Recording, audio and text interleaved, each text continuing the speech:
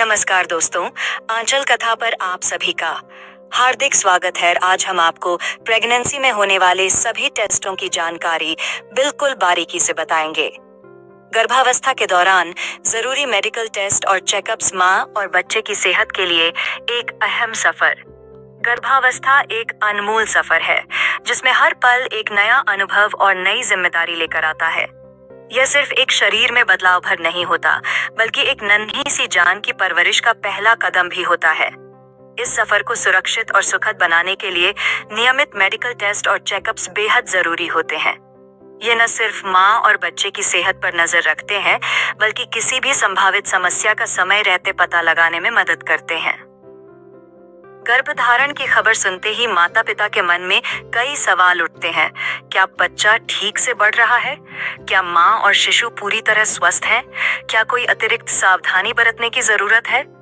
इन सभी सवालों के जवाब मेडिकल टेस्ट और चेकअप्स के जरिए मिलते हैं।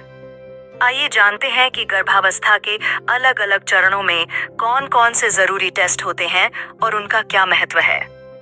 पहली तिमाही 1 से 12 सप्ताह, गर्भावस्था की शुरुआत और पुष्टि। जब एक महिला को पता चलता है कि वह मां बनने वाली है, तो यह पल उसकी जिंदगी का सबसे खास लम्हा होता है। लेकिन इस खुशी के साथ ही कई तरह की देखभाल की जरूरत भी होती है। पहली तिमाही में किए जाने वाले टेस्ट मां और बच्चे की शुरुआती सेहत की जानकारी देते हैं। नंबर 1, ब्लड टेस्ट, खून की जांच से क्या क्या पता लगाया जा सकता है।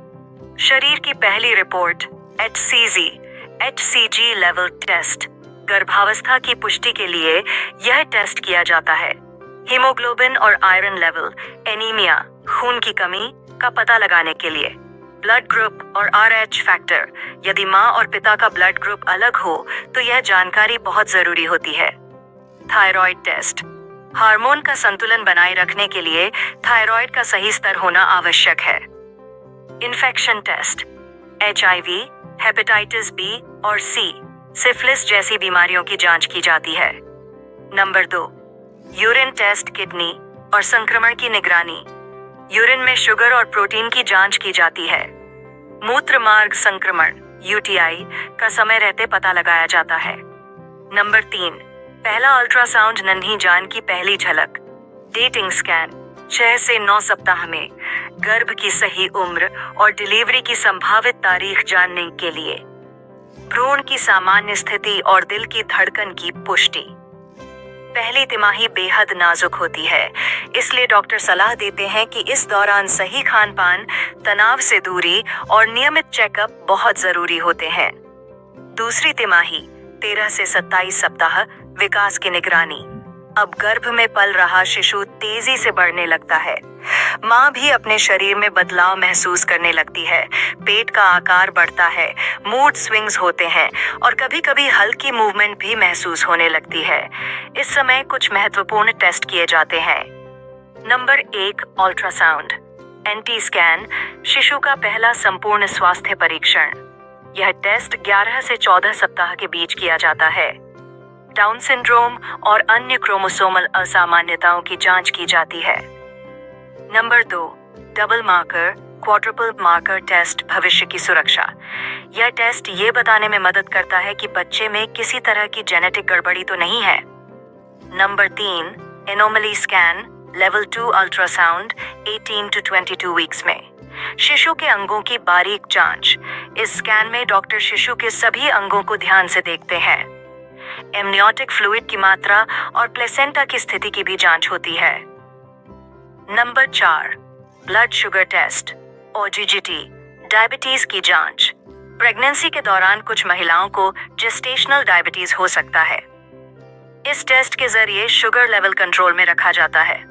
दूसरी तिमाही में मां का शरीर ज्यादा एनर्जी महसूस करता है, लेकिन सेहत का ध्यान रखना अब भी बहुत जरूरी है।